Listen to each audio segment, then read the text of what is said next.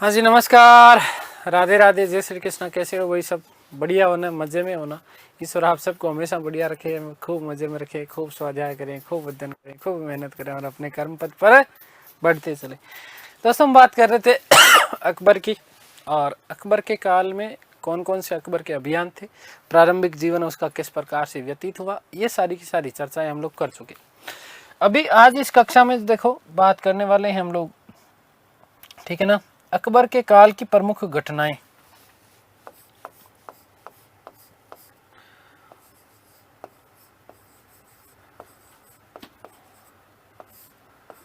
अकबर के काल की प्रमुख घटनाएं।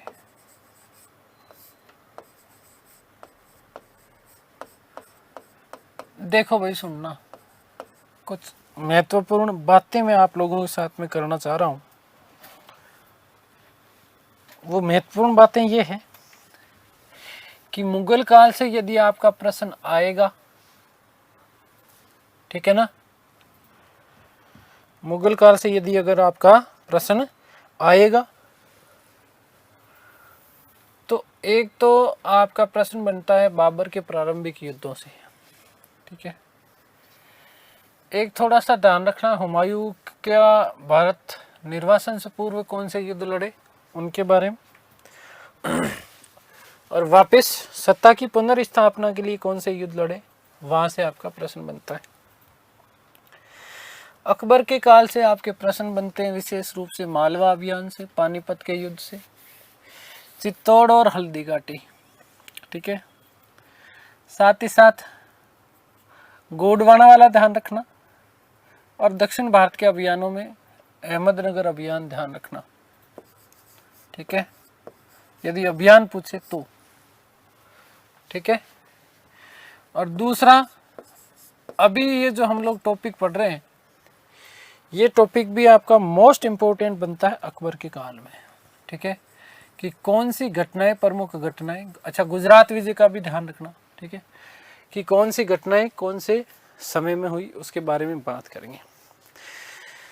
जहांगीर से प्रश्न बनता है मेवाड़ मुगल संधि का, ठीक है, ये टॉपिक नोट कर लेना, ठीक है, पढ़ाया तो मैंने आपको बहुत है। जहांगीर से मेवाड़ मुगल संधि, नूरजहां और उसके साथ नूरजहां जुंटा, ठीक है, नूरजहां जुंटा जहांगीर के काल की बात, ठीक है।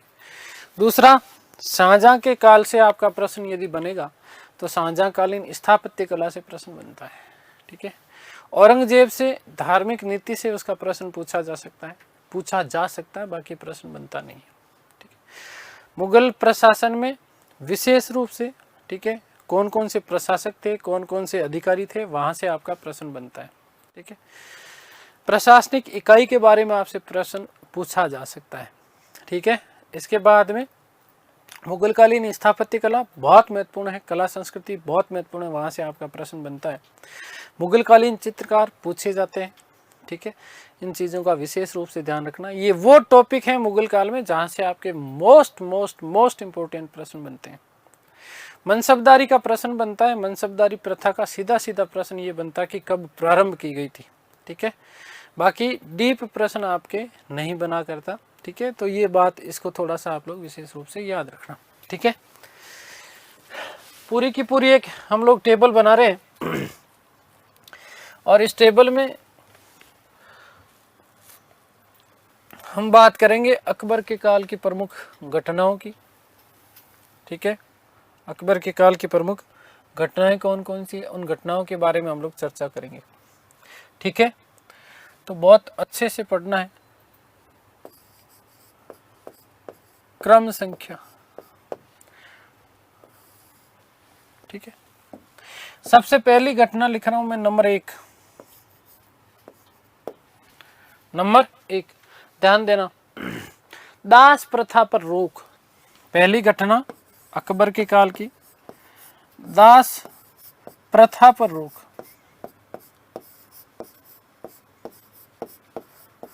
और दास प्रथा पर रोक अकबर के काल में लगाई गई 1562 ईस्वी में। कब? 1562 ईस्वी में। वस्तुतः ये दास प्रथा पर रोक लगाई गई थी, तीर्थ यात्रा कर हटाया गया था, जजिया कर हटाया गया था। क्यों हटाया गया? हरखा बाई को प्रसन्न करने के लिए। ठीक है, लगातार की घटनाएं हैं, दास, तीर्थ और जजिया, 1562, 1563 और 1564। ठीक है, आगे बात समझ क्लियर है। नंबर 2, तीर्थ यात्रा कर समाप्त। ठीक है, तीर्थ यात्रा कर समाप्त किया गया। कब किया गया? 1563 ईस्वी में, 1563 ईस्वी में। नंबर 3, माफ करना, जजिया कर पर रोक। जजिया जो हिंदुओं से लिया जाता था, जजिया कर पर रोक। ध्यान देना, जजिया कर पर रोक लगाई गई 1564 में, 1564 ईस्वी में।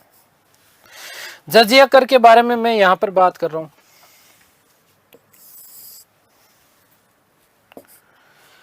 ठीक है, जजिया कर के बारे में मैं यहां पर आप लोगों से बात कर रहा हूं इस वाले बॉक्स में। ठीक है, ध्यान देना कि भारत में जजिया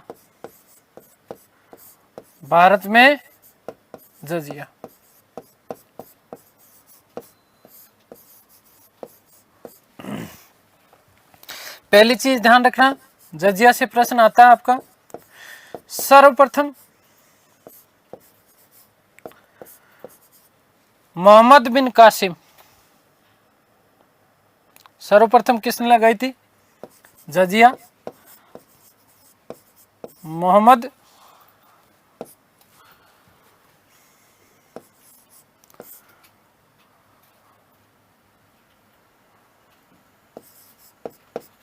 बिन कासिम।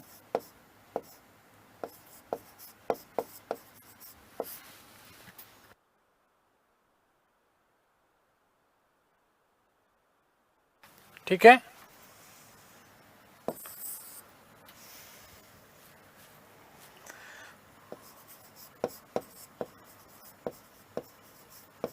मोहम्मद बिन कासिम।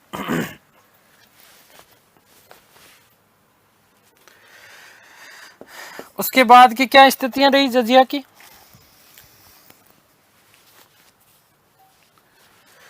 फिरोज शाह तुगलक, फिरोज शाह तुगलक। ध्यान देना, फिरोज शाह तुगलक ने पहली बार ब्राह्मणों से वसूला, पहली बार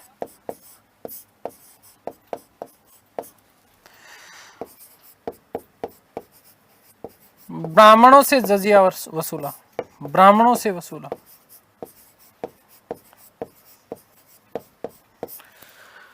उसके बाद बात करें लोधी वंश, तो लोधी वंश के काल के दौरान सिकंदर लोधी ने, किसने? सिकंदर लोधी ने जो है जजिया वसूला था।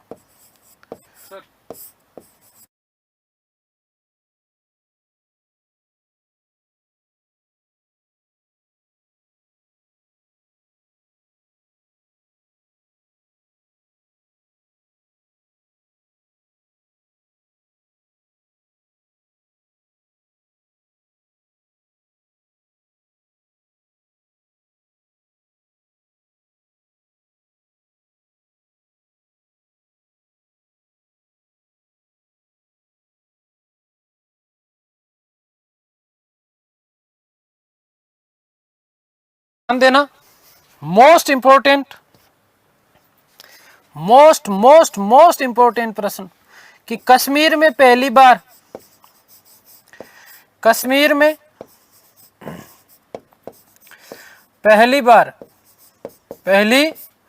बार सिकंदर शाह के द्वारा वसूला गया, सिकंदर शाह द्वारा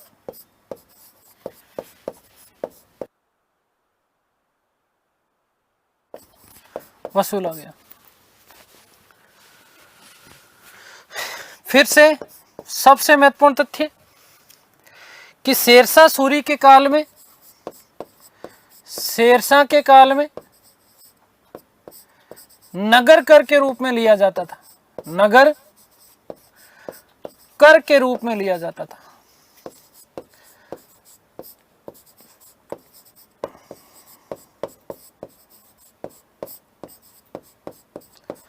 शेरशाह सूरी के शासनकाल में ध्यान देना, जजिया कर नहीं था, लेकिन किस रूप में लिया जाता था?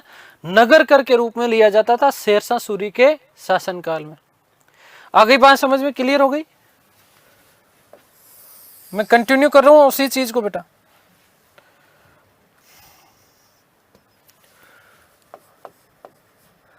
भारत में जजिया, ठीक है, भारत में जजिया, कंटिन्यू। ध्यान देना, अकबर के काल में, अकबर के काल में अभी अभी हमने बात की, देखो मैंने क्या कहा कि 1564 ईस्वी में, 1564 ईस्वी में अकबर ने इस जजिया कर को क्या कर दिया? समाप्त कर दिया। जजिया कर को क्या कर दिया? समाप्त कर दिया। मोस्ट इंपोर्टेंट बात बनती है ये। लेकिन 1580 में कुछ समय के लिए वापस लगाया था, ये बात नहीं लिखूंगा मैं, ध्यान रखना। केवल 1580 में एक बार पुनः लगाया था, लेकिन फिर से उसको हटा दिया। 1564 ईस्वी में बंद।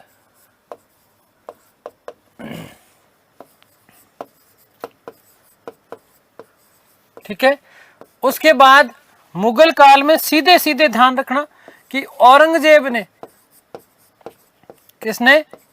औरंगजेब ने 1679 ईस्वी में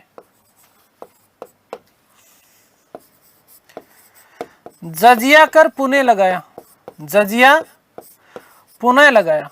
और जब औरंगजेब ने यहां जजिया पुनः लगाया तो इस समय राजपूत शासक थे मारवाड़ में, विशेष रूप से राजस्थान में, राजपूताने में। तो इन राजपूतों ने इसका बहुत भयंकर विरोध किया था, संघर्ष भी चला, मराठों ने भी इसका जो है संघर्ष किया, विरोध किया था। और इसलिए औरंगजेब ने कुछ स्थानों से इसको पुनः हटा दिया था। ध्यान रखना इस बात का। आगे बात समझ में क्लियर है? राजपूतों ने विरोध किया था, इसका पुनः लगाया।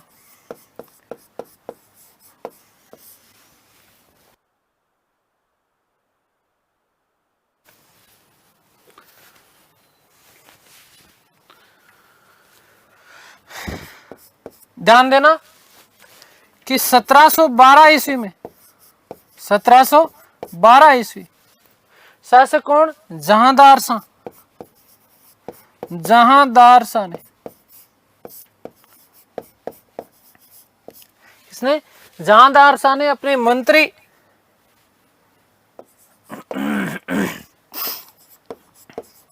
अपने मंत्री, ध्यान रखना मंत्री का नाम क्या था?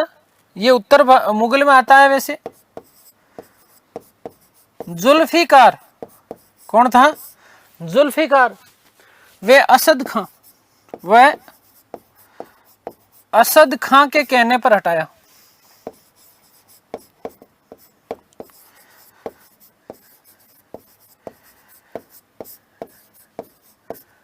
कहने पर हटाया। आगे बात समझ में क्लियर है?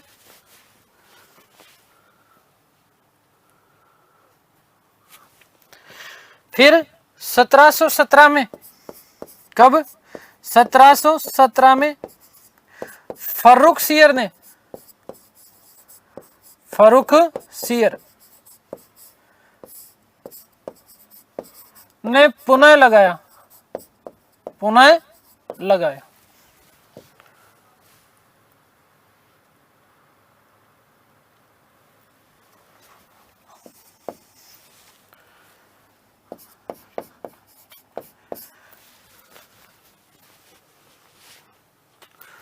और लास्ट मोस्ट इंपोर्टेंट बात कि 1720 ईस्वी में मिर्जा राजा जय सिंह के कहने पर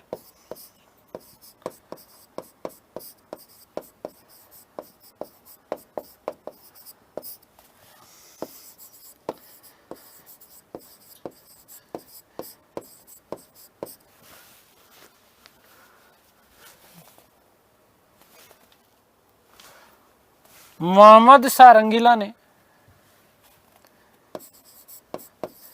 मोहम्मद शाह रंगीला ने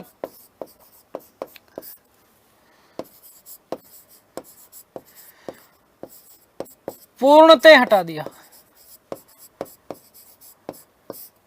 इसी के साथ जजिया कर भारत से एक तरीके से क्या हो चुका है, समाप्त हो चुका है। ध्यान रखना इन बातों का। तो जजिया कर की बात की हमने, किसकी बात की है, जजिया कर की बात कर ली। ये चीजें आप लोगों को विशेष रूप में क्या रखनी है, ध्यान रखनी है। देखो सबसे पहले भारत में जजिया कर सर्वप्रथम मोहम्मद बिन कासिम ने, फिर फिरोज शाह तुगलक ने ब्राह्मणों से वसूला। उसके बाद यदि हम बात करते हैं तो लोधी वंश में सिकंदर लोधी ने वसूला। कश्मीर का शासक था सिकंदर शाह। इस सिकंदर शाह ने कश्मीर में वसूला था। शेरशाह सूरी के शासनकाल में यह नगर कर के रूप में लिया जाता था। किस रूप में, नगर कर के रूप में था। ध्यान रखना इस चीज का। वही यदि हम बात करते हैं तो ध्यान देना कि भारत में फिर से अकबर के काल में 1564 में क्या कर दिया गया, बंद। लेकिन 1580 में कुछ समय के लिए वापस लगाया था, वापस हटा दिया। औरंगजेब ने 1679 ईस्वी में जजिया को पुनः लगा दिया। 1712 में जहांदार शाह ने अपने मंत्री जुल्फिकार रियासत खां के कहने पर हटाया था। 1717 में फारूक शीर ने पुनः लगाया और 1720 में मिर्जा राजा जयसिंह के कहने पर मोहम्मद शाह रंगीला ने इसको पूर्णतः क्या कर दिया था, समाप्त कर दिया था। ये भारत में जजिया की कहानी है, भारत में जजिया की कहानी है। उम्मीद करता हूं यहां से एक प्रश्न आपको किसी ना किसी परीक्षा में आपको देखने के लिए मिलेगा ही मिलेगा। चलिए टॉपिक पे आ जाइए वापस। तो 1564 में जजिया के ऊपर क्या लगा दी गई, रोक लगा दी गई। उसके बाद की घटना ध्यान देना, फतेहपुर सीकरी की स्थापना की गई। ठीक है, इस फतेहपुर सीकरी का प्रारंभिक नाम ध्यान रखना क्या, सीकरी। लेकिन गुजरात विजय के बाद में इसे नाम बदल करके क्या कर दिया गया, फतेहपुर सीकरी। क्या करा गया, फतेहपुर सीकरी। 1571 में देखो सीकरी की स्थापना की गई थी। गुजरात विजय 1572-73 में, और उसके बाद इसका नाम क्या कर दिया गया, फतेहपुर सीकरी। तो फतेहपुर सीकरी की स्थापना, फतेहपुर सीकरी की स्थापना, फतेहपुर सीकरी की स्थापना कब की गई, 1571 ईस्वी में। ध्यान रखना प्रारंभिक नाम सीकरी था, प्रारंभिक नाम सीकरी था।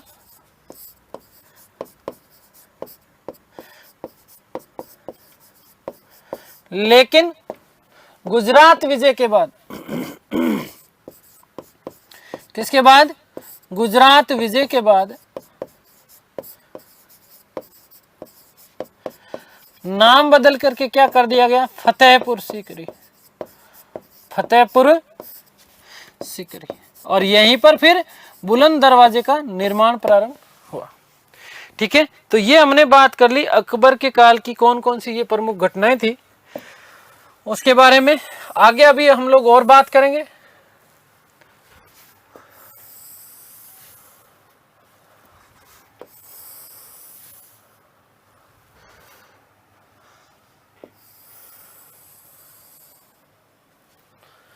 ठीक है, आगे बात समझ में क्लियर है, आगे चलते हैं। देखो ध्यान देना, फतेहपुर सीकरी की स्थापना, ध्यान देना, गुजरात विजय के बाद में उसका नाम फतेहपुर सीकरी करा। उससे पूर्व जो नाम था वो केवल और केवल सीकरी था।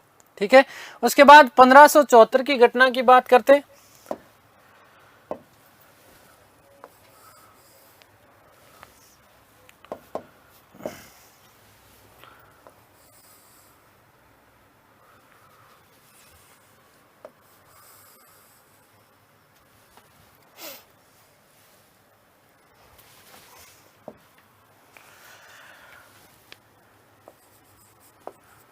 घटनाएं और इधर मैं लिख रहा हूं वर्ष। ठीक है, नेक्स्ट बात 1574 की बात करते हैं। 1574, माफ करना।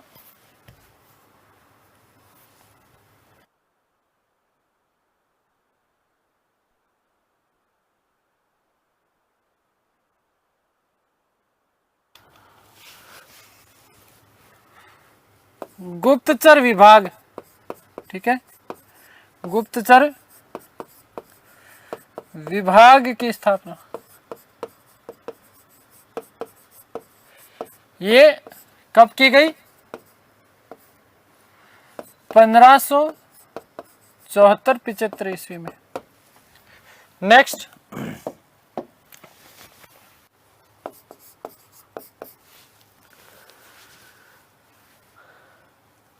घोड़े दागने की प्रथा, क्या चीज? घोड़े दागने की प्रथा कब की गई स्टार्ट? 1574 ईस्वी में। क्या होता है घोड़े दागना? समझो इस चीज को। मुगलों के जो घोड़े हुआ करते थे, इन मुगलों के घोड़ों के ऊपर कुछ सील लगा दिए जाते थे, ठप्पे लगा दिए जाते थे। आगे बात समझ में क्लियर है? इसी चीज को क्या कहा जाता था? घोड़ा दागना, ताकि उनका चिन्ह लगा रहे उसके ऊपर और कोई भी उनके घोड़ों को चुरा नहीं पाए, ठीक है ना। इसलिए घोड़े दागने की प्रथा प्रारंभ की गई थी। ये चीज आप लोग विशेष रूप से ध्यान रखना। 1574 में 1574 की दो घटनाएं, एक तो गुप्तचर विभाग जो समाचार पहुंचाते थे इधर उधर से, ठीक है, गुप्त सूचनाएं देते थे, और दूसरा घोड़े दागने की प्रथा 1574 में प्रारंभ की गई। हुलिया रखने की प्रथा भी इसके साथ में प्रारंभ। 1575 मोस्ट इंपोर्टेंट ध्यान रखना, मनसबदारी प्रथा कब प्रारंभ?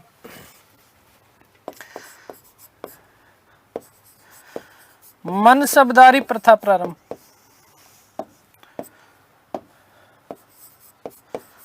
मनसबदारी प्रथा प्रारंभ कब की गई? 1575 में।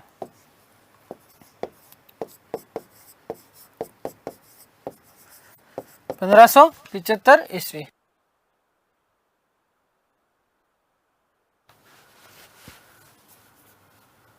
फिर ध्यान रखना कि फतेहपुर सीकरी में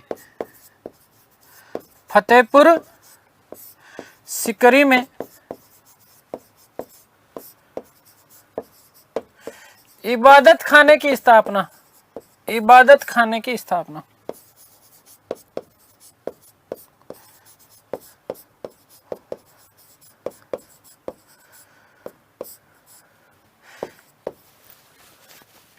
1575 ईस्वी। नेक्स्ट,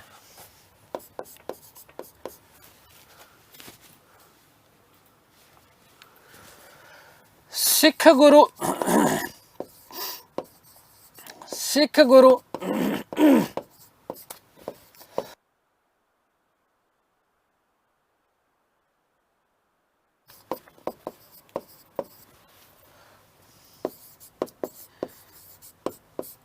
जमीन दान में दी,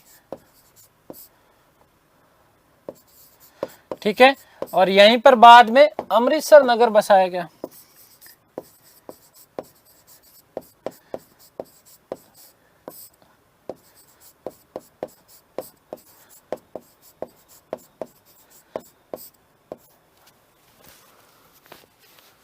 (1577) ये घटना कब की है? 1577 ईस्वी की।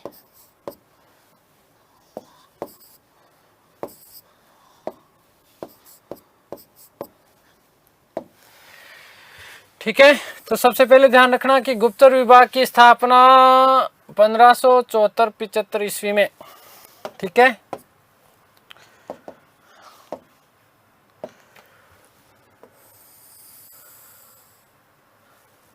फिर घोड़े दागने की प्रथा और हुलिया रखने की प्रथा 1574 में। मनसबदारी व्यवस्था कब प्रारंभ की गई? 1575 में। फतेहपुर सीकरी में इबादत खाने की स्थापना की गई थी, ध्यान रखना, 1575 में। और सिख गुरु रामदास को, किसको? सिख गुरु रामदास को 500 बीघा जमीन दान में दी गई, जहां पर अमृतसर नगर बसाया गया, ठीक है। आगे बात समझ में क्लियर है? नेक्स्ट, अगली घटना की बात कर रहे हैं हम लोग।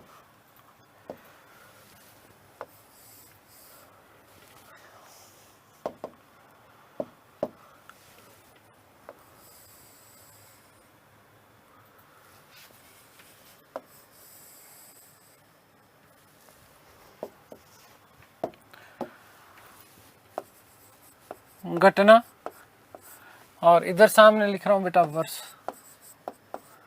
देखो, जहां फतेहपुर सीकरी में इबादत खाने की स्थापना की गई, वहीं पर इसी इबादत खाने को सभी धर्मों के लिए खोल दिया गया और वहां पर धार्मिक मंत्रणा करने के लिए उसे बुलाया गया। ठीक है, आगे बात समझ में क्लियर है। इस इबादत खाने को धर्म की संसद बना दिया गया, जहां पर प्रत्येक गुरुवार की शाम को जो है वहां पर क्या होता था, शास्त्रार्थ किया जाता था। क्या किया जाता था? शास्त्रार्थ किया जाता था, ध्यान रखना। और यहीं पर जब, हालांकि अकबर के इस इबादत खाने में सभी धर्मों को निमंत्रण देना या सभी धर्मों के लिए खोल देना, ये उसके लिए अच्छा कार्य था। एक तरीके से उसे ये लगता था कि सभी धर्मों के सार की बात यहां पर होगी और सभी धर्म एक दूसरे के धर्म की जो अच्छी चीजें हैं, इन अच्छी चीजों को वो अपनाएंगे। परंतु यहां पर गड़बड़ हो गई। आगे बात समझ में क्लियर है? वहां यहीं पर क्या हुआ ना कि यहीं पर जब चीजें बहुत ज्यादा अव्यवस्थित हो गई, लोग आपस में लड़ने लग गए थे, तो इसी को इबादत खाने में धर्म की बहस पर क्या लगा दी गई?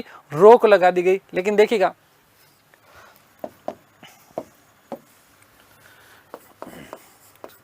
कि इबादत खाने को, यहां से इस टेबल से एक प्रश्न आएगा ही आएगा, 100% है, ध्यान रखना। इबादत खाने को सभी धर्मों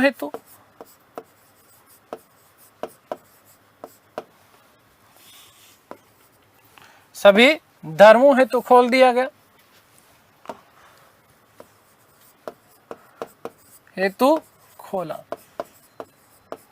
ठीक है। और इसे क्या बना दिया गया? इसे धर्म संसद बना दिया गया।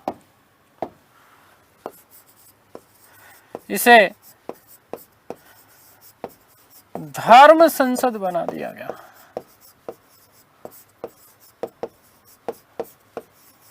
ठीक है, आगे बात समझ में क्लियर है?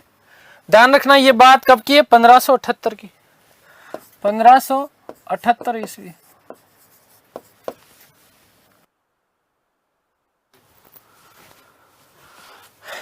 नेक्स्ट, महजर की घोषणा। महजर की घोषणा,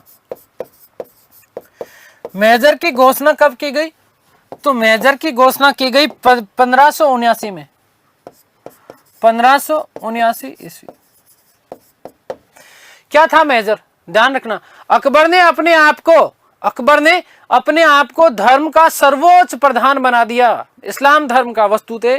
ठीक है, और महजर की क्या कर दी गई थी? घोषणा कर दी गई।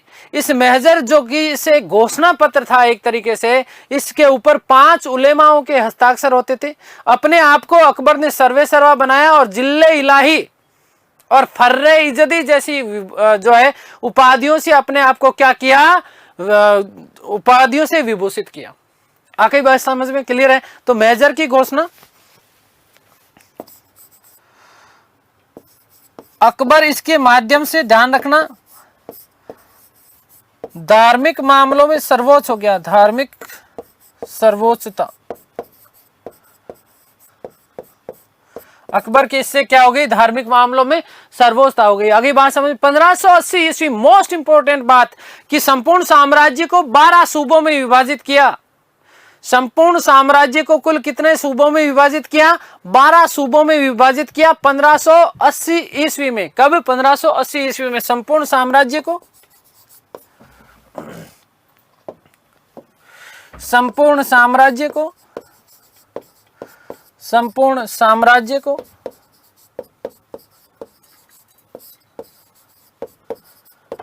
12 सूबों में विभाजित किया, 12 सूबों में विभाजित किया। ठीक है, आगे जब प्रशासनिक व्यवस्था की बात करेंगे तो इसको मैं डिटेल में खोल करके बताऊंगा कि कौन कौन से कैसे कैसे सूबे थे। ठीक है, अकबर की मृत्यु तक कुल कितने सूबे हो गए थे? 15 सूबे हो गए थे। ठीक है ना, तो ये सारी बातें आगे हम लोग करेंगे प्रशासन में। तो ये बात आप लोगों को विशेष रूप से ध्यान रखना कि साहब अकबर के काल में संपूर्ण साम्राज्य कितने सूबों में विभाजित था? तो 12 सूबों में। अकबर की मृत्यु के समय कुल सूबों की संख्या बढ़कर के 15 हो गई थी। हालांकि जहांगीर ने लाहौर सूबे में मिलाया था कांगड़ा को। किसको? कांगड़ा को। दक्षिण भारत के 3 क्षेत्र जीते गए थे किसके द्वारा? अकबर के द्वारा, और इन्होंने 12+3, ठीक है ना। तो ये चीज आप लोगों को विशेष रूप से ध्यान रखना है। 1580 मोस्ट इंपोर्टेंट एक बात और, टोडरमल की दहसाला प्रणाली प्रारंभ हुई। टोडरमल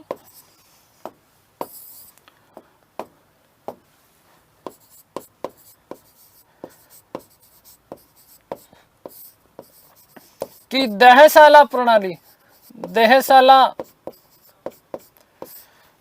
प्रारंभ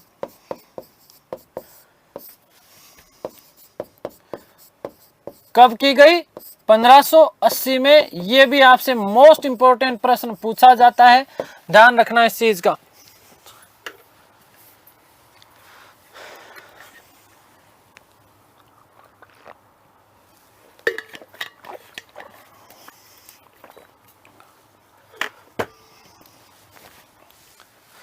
नेक्स्ट,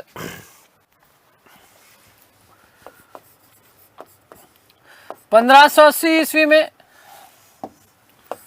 फादर एक्वा बीबा के नेतृत्व में, ये आरएस में पूछा गया प्रश्न, देखो ध्यान देना। फादर एक्वा बीबा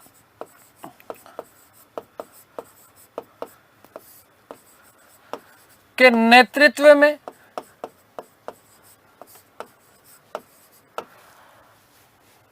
प्रथम पुर्तगाली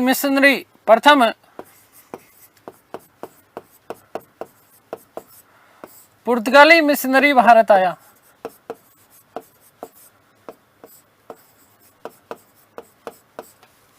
ठीक है, ये बात कब की है? ये भी 1580 की है। कब की है? 1580 की। और वस्तुतः ये कहां पर आए थे? तो ध्यान रखना, फतेहपुर सीकरी में।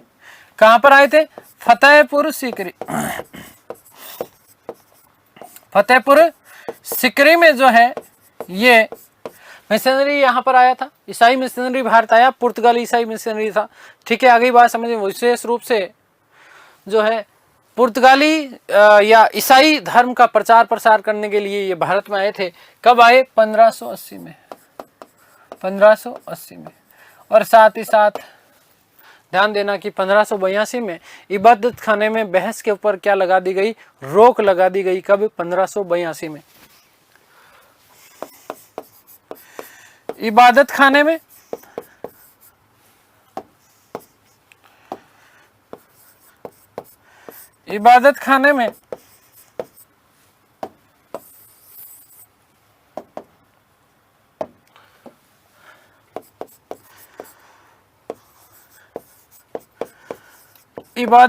में बहस पर रोक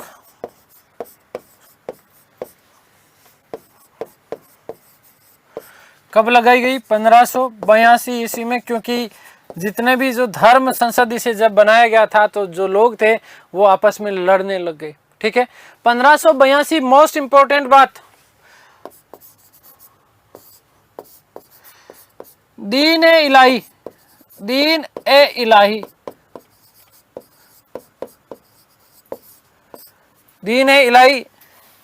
धर्म की स्थापना। दीन ए इलाही धर्म की क्या की गई थी? स्थापना। कब की गई? 1582 ईस्वी में। 1582 ईस्वी में दीन ए इलाही एक नया धर्म था जो कि अशोक के धर्म से प्रभावित था। किसके? अशोक के धर्म से प्रभावित था।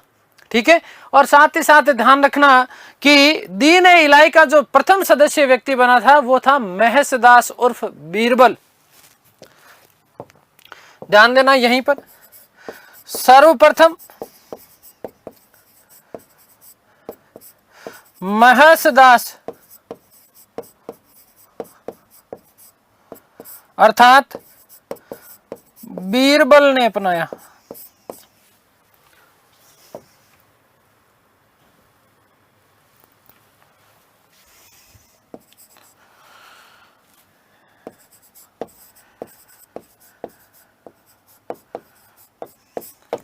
ठीक है, अगली बात समझ लो, ये प्रश्न भी आपसे पूछा जा सकता है।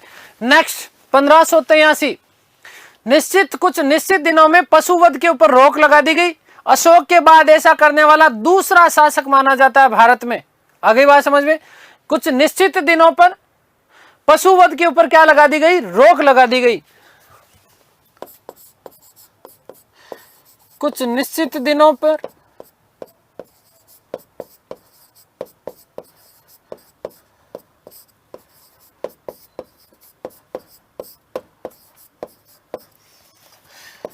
पशुवध पर रोक।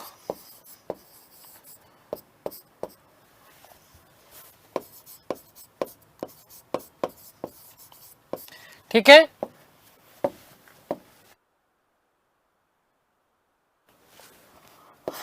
(1583 ईस्वी). तो ये हमने बात कर ली अकबर के काल की प्रमुख घटनाओं की। ध्यान देना, ठीक है।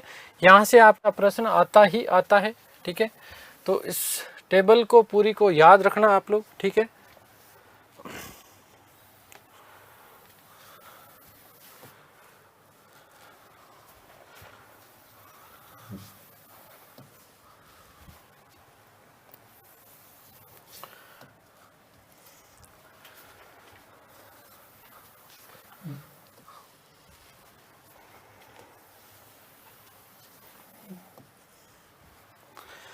यहाँ से आपका एक प्रश्न 101% आने की पूरी संभावना है भाई।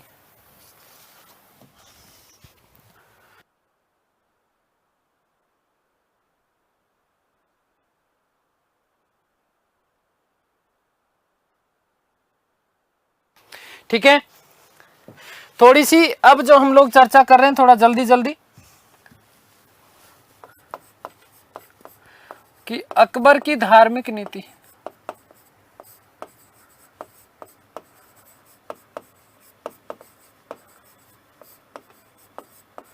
अकबर की धार्मिक नीति कैसी थी? ठीक है। तो देखो ध्यान देना, अकबर की जो धार्मिक नीति थी वो थी सुलह-ए-कुल। अकबर की धार्मिक नीति किस नाम से जानी जाती है? सुलह-ए-कुल के नाम से जानी जाती है। सुलह-ए-कुल का मतलब यह था कि सर्वधर्म मैत्री, वो समस्त धर्मों को एक जैसा मानता था। और यही जो नीति उन्होंने सीखी थी वस्तुतः वो ख्वाजा मोइनुद्दीन चिश्ती से प्रभावित थे, है ना। और यहीं पर जो है इन्हीं के कारण वस्तुतः ये सर्वधर्म समभाव वाली बात रखते थे। एक व्यक्ति थे वस्तुतः अकबर के काल में अब्दुल लतीफ, इन अब्दुल लतीफ से प्रेरित होकर के ये नीति अपनाई थी उसने। धार्मिक सहिष्णुता की नीति थी, जिसे क्या कहा जाता था? सुलह-ए-कुल की नीति, ठीक है ना। तो ध्यान देना कि सुलह-ए-कुल,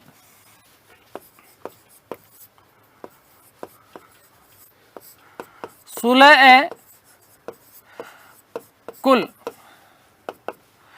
की नीति अपनाई।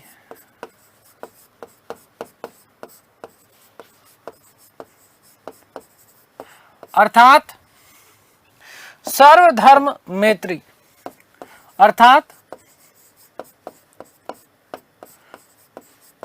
सर्वधर्म मैत्री,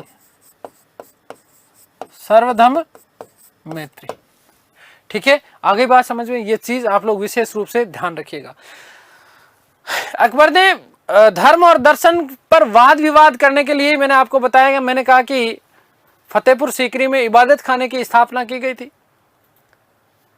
और अकबर जो थे वस्तुतः जहां पर सभी धर्मों के लिए जब इस इबादत खाने को खोला गया, तो इस्लाम धर्म के जो धर्मोपदेशक थे, इन धर्मोपदेशकों के व्यवहार से दुखी होकर के इबादत खाना को सबसे पहले तो सभी धर्मों के लिए खोल दिया गया।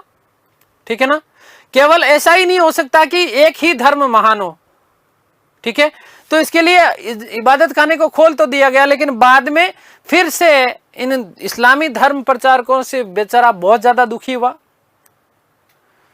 वहां पर मार काट वाली स्थितियां मचने लग गई थी, क्योंकि इस्लाम को सर्वे सर्वा साबित करने के लिए पता नहीं क्या क्या चीजें वहां पर की जाने लगी थी। और इन चीजों से जो है प्रभावित होकर के अकबर ने इबादत खाने में बहस के ऊपर क्या लगा दी थी? रोक लगा दी थी और इसको बंद कर दिया। आगे बात समझे, ध्यान रखना कि सुलह-ए-कुल की नीति वस्तुतः अब्दुल लतीफ से प्रभावित होकर के सभी धर्मों को संभाव एक ही दृष्टि से देखने की नीति अपनाई थी। किसने? अकबर ने। अब आपको ध्यान रखना है महजर, क्या चीज? अभी हमने बात की थी महजर की, मेजर क्या चीज है?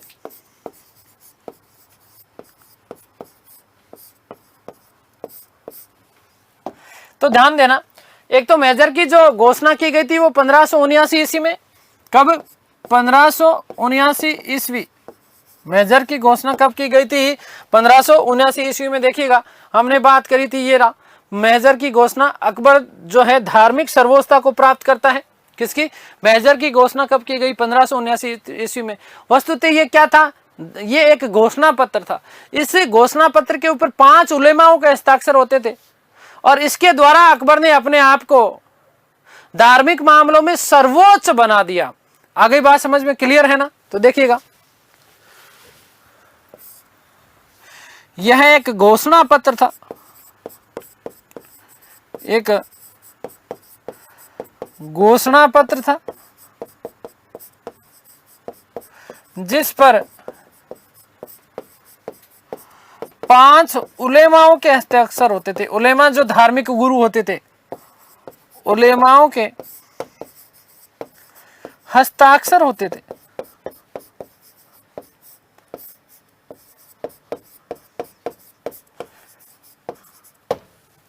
ठीक है, ये चीज आप लोगों को विशेष रूप से ध्यान रखना है। इसी के माध्यम से धार्मिक मामलों में अपने आप को क्या बना लिया? सर्वे सर्वा बना लिया। इसके माध्यम से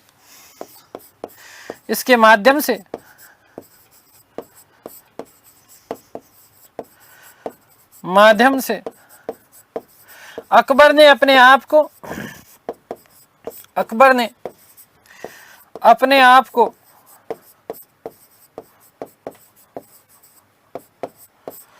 धार्मिक मामलों का सर्वोच्च बना लिया। धार्मिक मामलों का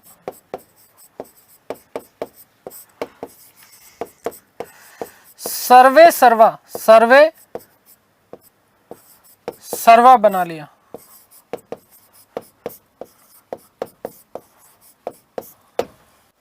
ठीक है, इस चीज का आप लोग विशेष रूप से ध्यान रखना कि किसके माध्यम से अकबर ने अपने आप को धार्मिक मामलों का सर्वसर्वा बनाया था। तो याद रखना कि मेजर की घोषणा की थी 1579 में। आगे बात समझ में क्लियर है? धार्मिक व्याख्या करने का अधिकार स्वयं अंतिम रूप से अपने पास में रख दिया, क्योंकि वो मुस्लिम उलेमाओं से वो क्या थे? बहुत ज्यादा परेशान थे। वो अपने अकॉर्डिंग जो है वो धर्म की क्या करते थे? व्याख्या करते थे। और धर्म वो नहीं है जो मानव को मानव से अलग करे। धर्म का मतलब यह है कि मानव को नीतिगत पाठ पढ़ाए, ये नहीं कि ये जात, ये पात, ये है, ये वो है, ये है। इस प्रकार की जो चीजें हैं, इस प्रकार की चीजें धर्म नहीं सिखाता, मजहब नहीं सिखाता आपस में बैर रखना। ठीक है, तो इसलिए अकबर इन चीजों से जब दुखी हुए तो उन्होंने मेजर की घोषणा कर दी। किसकी घोषणा कर दी? कि सर्वे सर्वा धर्म में मैं हूं, मेरा जो होगा वो बात, अंतिम डिसीजन मेरा ही होगा। ध्यान रखना कि इसका प्रारूप जो तो बनाया गया था वो बनाया गया था शेख मुबारक के द्वारा। और इस मेजर को जारी करने की प्रेरणा जो है वो शेख मुबारक के पुत्र थे जिनका नाम था अबुल फजल, और दूसरे थे फैजी। ठीक है, इस अबुल फजल और फैजी ने इस मेजर को जो है जारी करने की प्रेरणा दी थी। और यहीं से ऐसा उल्लेख मिलता कि अकबर ने फैजी के द्वारा रचित कविता को 22 जून 1579 ईस्वी को फतेहपुर सीकरी की मस्जिद पर चढ़ करके फैजी के द्वारा उच्चारित किए जाने के बाद में उसके पीछे पीछे बोलते हुए इस मेजर की क्या की थी? घोषणा की थी। ध्यान रखना कि मेजर के लिए अकबर ने अमीर उल मोमिनीन का शब्द प्रयोग किया था, और मेजर की घोषणा के बाद में अकबर ने सुल्तान ए आदिल या इमाम ए आदिल, न्यायप्रिय शासक की उपाधि धारण की थी। ठीक है, तो ध्यान रखना कि मेजर का जो प्रारूप है, प्रारूप शेख मुबारक के द्वारा लिखा गया था। किसके द्वारा? शेख मुबारक द्वारा।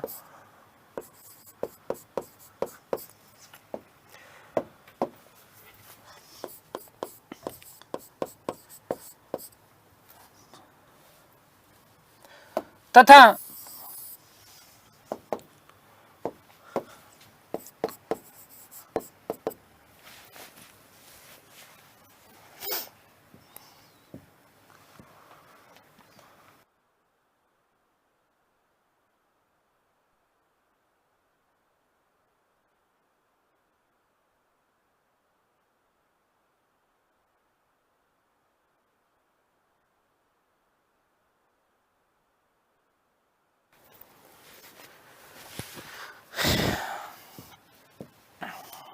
जारी करने की प्रेरणा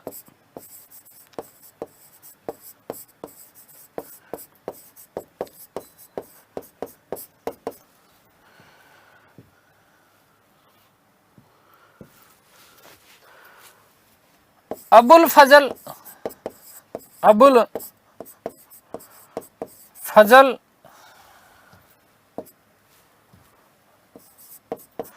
वे फैजी ने दी। ठीक है, ध्यान रखना कि उपाधि कौन सी धारण की थी?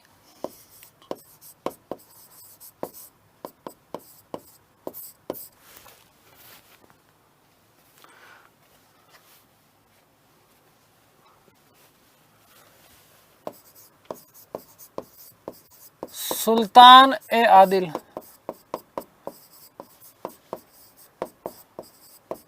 या इमाम ए आदिल।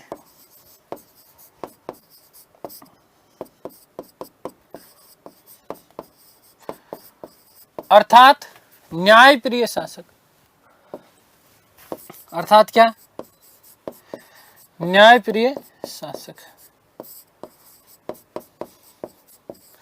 और इसी के साथ अकबर ने अपने आप को फर्रे इज़्ज़दी, क्या फर्रे इज़्ज़दी जैसी उपाधियां दी। जिले इलाही की बात कही, अर्थात फर्रे इज़्ज़दी और जिले इलाही का मतलब एक तरीके से था कि देवीय पुंज। क्या चीज? देवीय पुंज। ठीक है, अपने आप को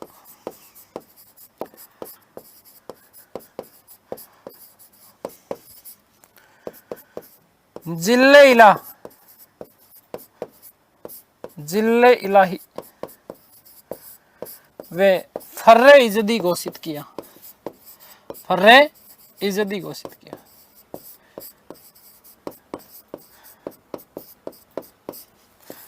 ठीक है, आ गई बात समझ में? क्लियर है? तो ये बात आप लोग विशेष रूप से ध्यान रखिएगा।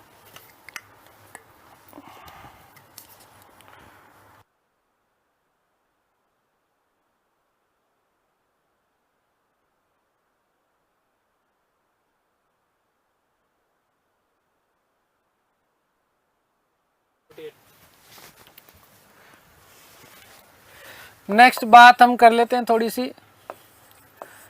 दीन ए इलाही या तौहीद ए इलाही। तौहीद ए इलाही, दीन ए इलाही या तौहीद ए इलाही एक ही बात है। ठीक है, ध्यान देना, दीन ए इलाही वस्तुतः क्या था? देखो 1582 में, कब? 1582।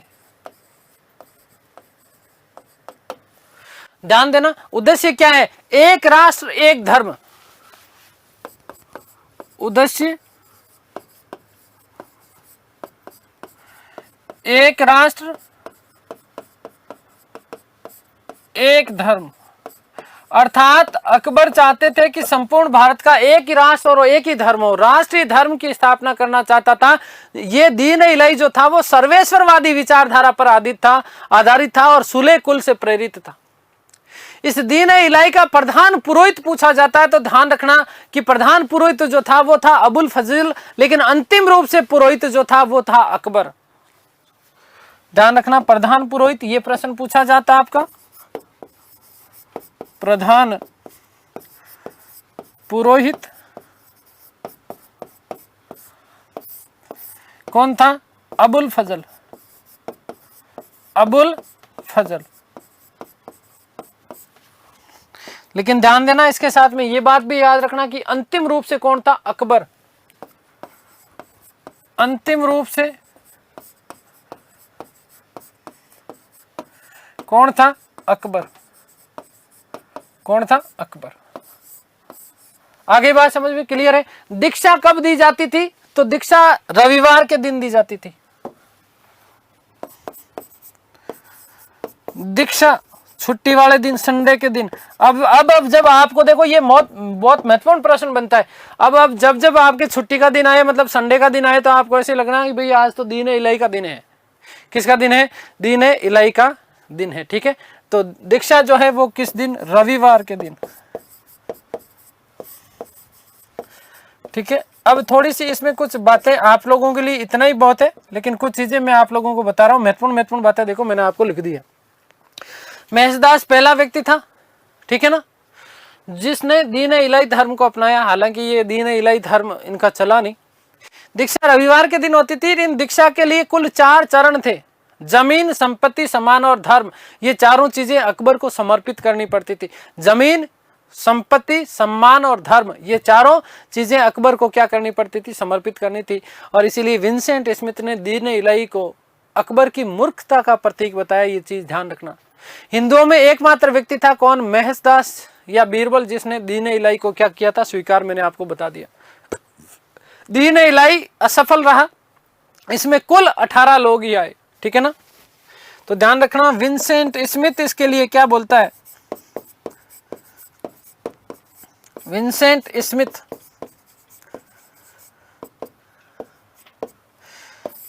ये कहता है कि दीन इलाही अकबर की मूर्खता का प्रतीक था, ठीक है ना।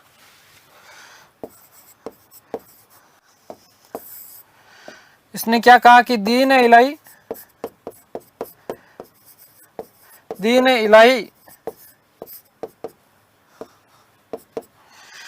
अकबर की मूर्खता का प्रतीक था।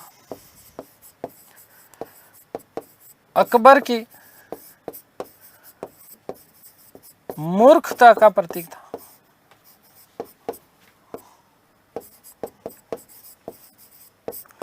ठीक है, आगे बात समझ में। अकबर की क्या था, मूर्खता का प्रतीक था, ठीक है।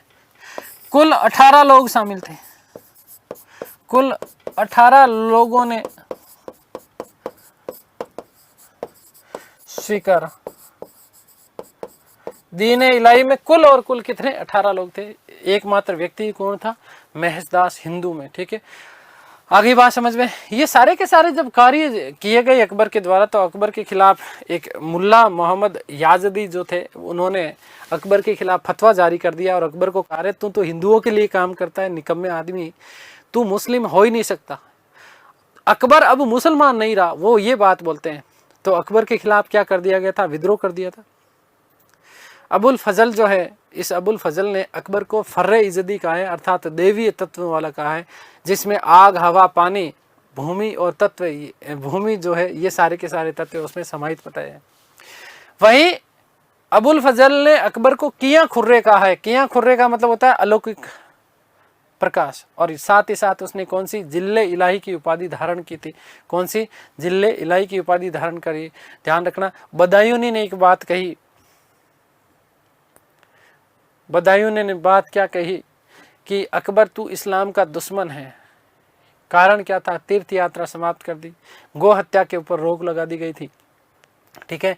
किसके ऊपर, गौ हत्या पर रोक लगा दी गई, दास प्रथा हटा दी, ठीक है, तीर्थ यात्रा कर समाप्त कर दिया, जजिया कर समाप्त कर दिया। तो ये सारी की सारी जब उसने चीजें देखी, तो बदायूनी ने कहा कि ये जो है इस्लाम का दुश्मन है। सर्वधर्म संभाव वाली बात कारण, धार्मिक उदारता जो थी, इसके कारण जो है इसको कहा कि तू इस्लाम का दुश्मन है, ठीक है।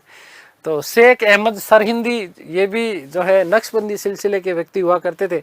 तो इनको भी अकबर का इन्होंने विरोध किया, तो जहांगीर ने इसको क्या कर लिया था, गिरफ्तार कर लिया था। देखो सही बात यह है कि कभी भी एक व्यक्ति के लिए धर्म सर्वोच्च होता है, मानव धर्म, इससे बढ़कर के इस दुनिया में कोई भी धर्म नहीं होता, ठीक है। ध्यान देना कि अकबर सबसे ज्यादा हिंदू धर्म से प्रभावित था।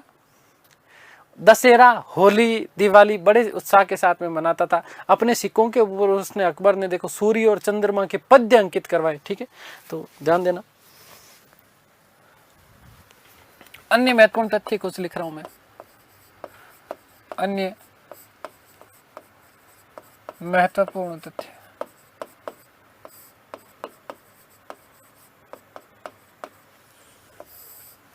ध्यान देना कि अकबर सबसे ज्यादा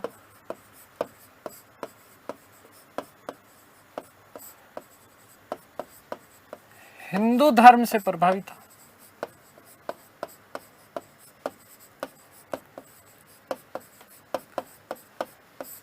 समस्त हिंदू त्योहार मनाता था।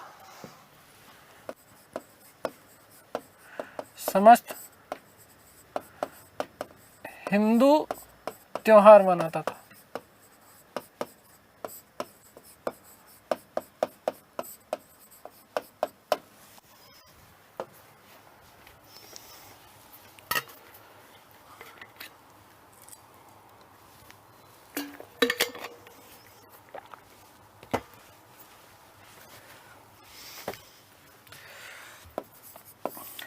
उसने राम सिया प्रकार के, मोस्ट इंपोर्टेंट कर लेना बेटा, ये राम सिया प्रकार के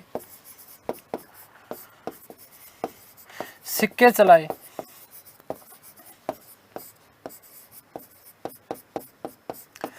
अपने सिक्कों पर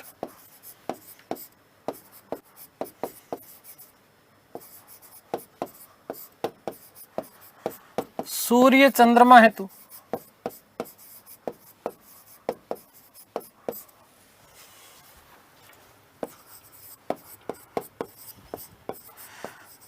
पद्य लिखवाए।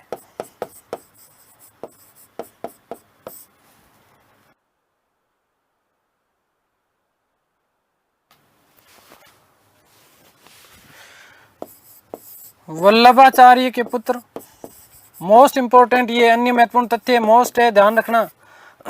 वल्लभाचार्य के पुत्र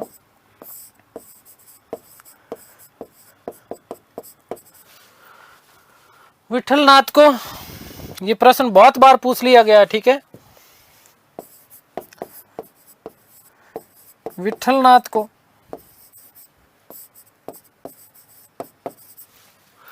जेतपुरा व गोकुला की जागीरें प्रदान की। जेतपुरा व गोकुला की जागीर प्रदान की।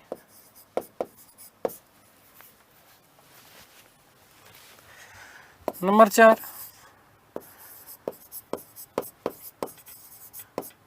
जरोखा,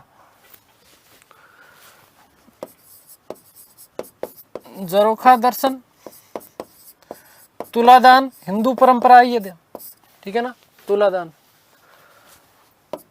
पाइबोस, प्रथाओं को प्रारंभ किया।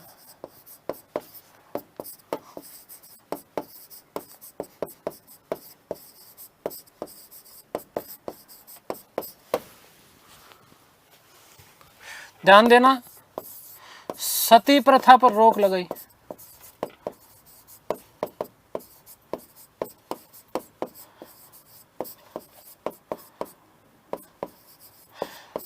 इस बात को विशेष रूप से ध्यान रखना, ठीक है। एक चीज और मैं लिख देता हूं, विधवा विवाह, ये अभी पूछ लिया गया था यूपीएससी में। विधवा विवाह को प्रोत्साहन दिया, ठीक है। उसने अपने कोतवाल को आदेश दिया, अपने कोतवाल को आदेश दिया कि कोई भी किसी भी व्यक्ति की पत्नी को अगर जबरदस्ती सती किया जा रहा है तो उसको रोका जाए, ठीक है। विधवाओं के विवाह को उसने प्रोत्साहन दिया, ठीक है। आगे बात समझ में क्लियर है। ध्यान देना, गो हत्या के ऊपर क्या लगाई थी उसने, रोक लगाई थी। किसके ऊपर, गो हत्या पर रोक मैं आप लोगों को बता चुका। पशुवध निषेध वस्तुतः विशेष रूप से। 2 जैन मुनि थे, हरि विजय सूरी, इसको जगत गुरु की उपाधि दी इनको, और जिनचंद्र सूरी को युग प्रधान की उपाधि दी गई, ठीक है। तो शराब पर रोक लगाई। शराब पर क्या लगाई गई, रोक लगाई गई।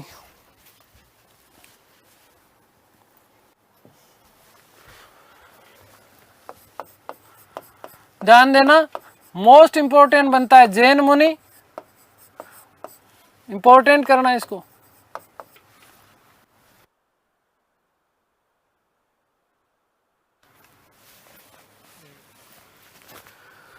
हरि विजय सूरी को, हरि विजय सूरी को जगत गुरु, क्या चीज? जगत गुरु वह जिनचंद्र सूरी को जिनचंद्र सूरी को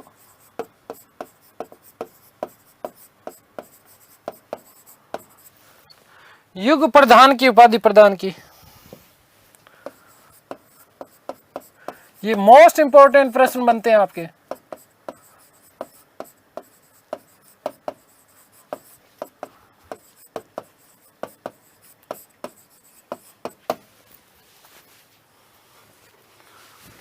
और याद रखना कि इन्हीं के प्रभाव में जो आकर के हैं, जो इसने गो हत्या के ऊपर क्या लगा दी थी? रोक लगाती थी। ये ध्यान रखना आप, मोस्ट मोस्ट मोस्ट इंपॉर्टेंट आपका ये प्रश्न बनता है। ठीक है, सती प्रथा के ऊपर रोक लगाने वाला प्रथम शासक था।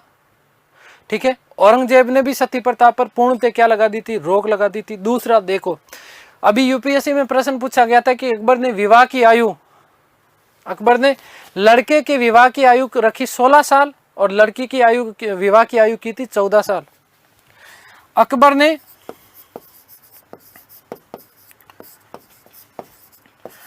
विवाह की आयु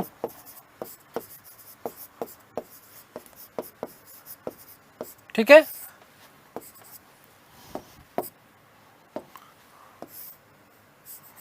यदि लड़का है तो 16 वर्ष से कम की आयु नहीं होनी चाहिए, 16 वर्ष।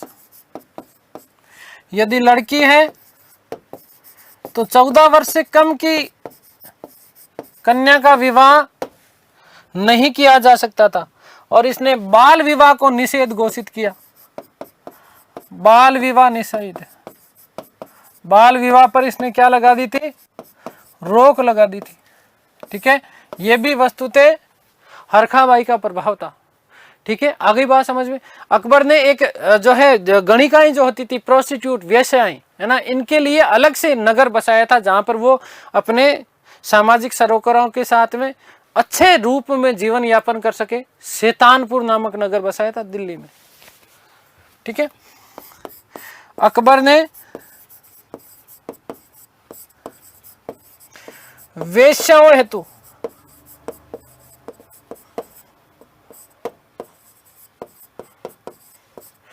शैतानपुर नामक नगर बसाया। शैतानियां करनी वहां जाके करो। शैतानपुर नामक नगर बसाया। ठीक है, भगवान ने चाहा तो अन्य महत्वपूर्ण तथ्य से आपका सीधा सीधा टपक के आ जाएगा प्रश्न। ठीक है, ये बात याद रखना।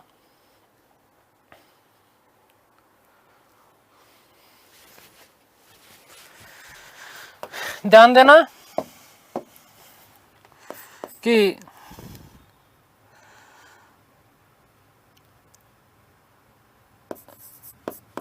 दादू दयाल जी को,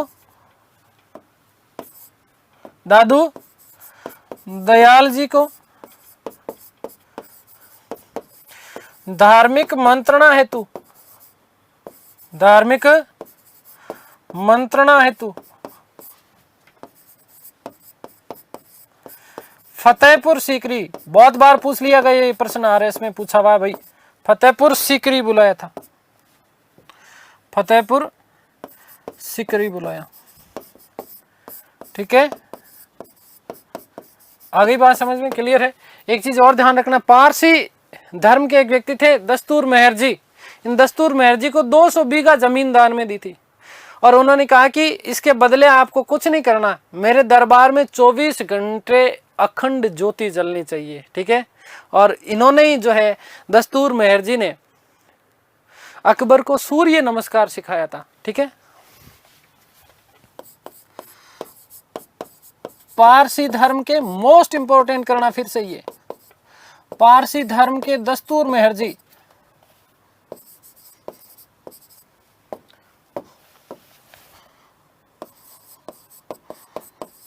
दस्तूर मेहर जी को 200 बीघा जमीन दान में दी।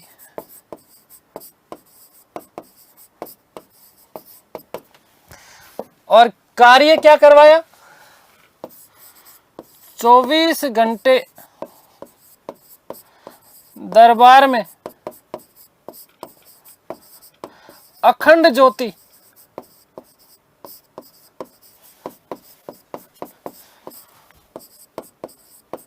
जलाने का कार्य। ठीक है, और ध्यान रखना कि दस्तूर मेहर जी ने अकबर को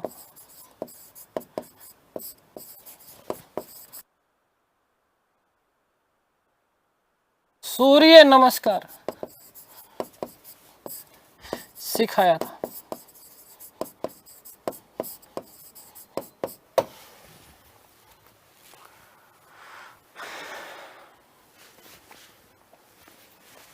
ठीक है, लास्ट बात हम लोग कर रहे हैं अकबर की, इसी के साथ समाप्त। अकबर के नवरत्न।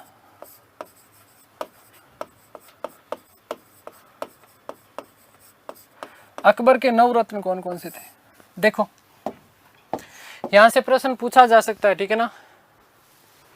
अकबर के नवरत्न कौन? एक तो देखो, एक चीज और ध्यान रखना भाई, ब्रिटिश ईस्ट इंडिया कंपनी की शासन की स्थापना, ब्रिटिश ईस्ट इंडिया कंपनी की स्थापना अकबर के काल में हुई है, ठीक है ना। कहीं लिख देता हूं, लेकिन ये चीज आप ऐसे ध्यान रख लेना, ठीक है, ध्यान रखना इसको। ब्रिटिश ईस्ट इंडिया कंपनी की शासन की स्थापना किसके काल में हुई है? अकबर के काल में। किसके काल में? अकबर के काल में। ठीक है, क्लियर है। अकबर के नवरत्नों की यदि हम बात करें तो सबसे पहले बात करते हैं मान सिंह की। नंबर 1 मान सिंह, नंबर 2 बीरबल या महेशदास, बीरबल या महेशदास। ध्यान रखना फैजी। नंबर 4 मुल्ला दो प्याजा, मुल्ला दो प्याजा।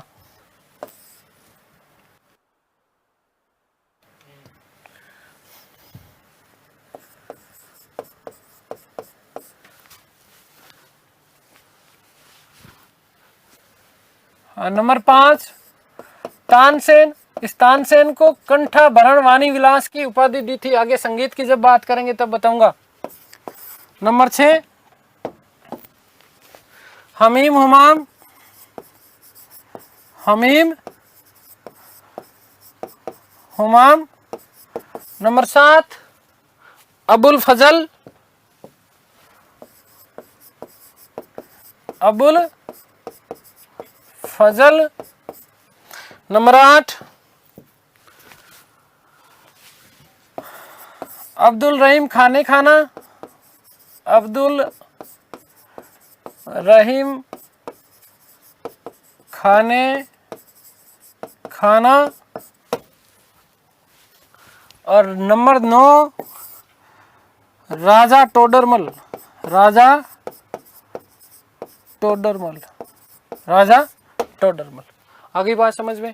ये विशेष रूप से ध्यान रखना, ये अकबर के नवरत्न थे, यहाँ से आपसे प्रश्न पूछा जा सकता है। ध्यान रखना फैजी और अबुल फजल वस्तुतः नागौर के थे, शेख मुबारक के पुत्र थे। और हमने बात की थी मेजर की घोषणा के समय, इसकी बातें मैं आपको बात कर चुका। तो ये अकबर के काल में हमने सारी चीज़ें अकबर की पढ़ ली है। अगली जो हमारी कक्षा होने वाली है उसमें हम बात करेंगे जहांगीर की। उम्मीद करता हूँ सारी चीज़ें आप लोगों को समझ में आई होगी। ईश्वर से प्रार्थना करता हूँ कि आप सब स्वस्थ रहें, मस्त रहें, तंदुरुस्त, आह्लादित और प्रसन्नचित रहें। इस सृष्टि की संपूर्ण खुशियाँ आपको और आपके परिवार को मिले। मिलते हैं हमारी अगली कक्षा में, तब तक के लिए सभी को धन्यवाद, नमस्कार, थैंक यू सो मच।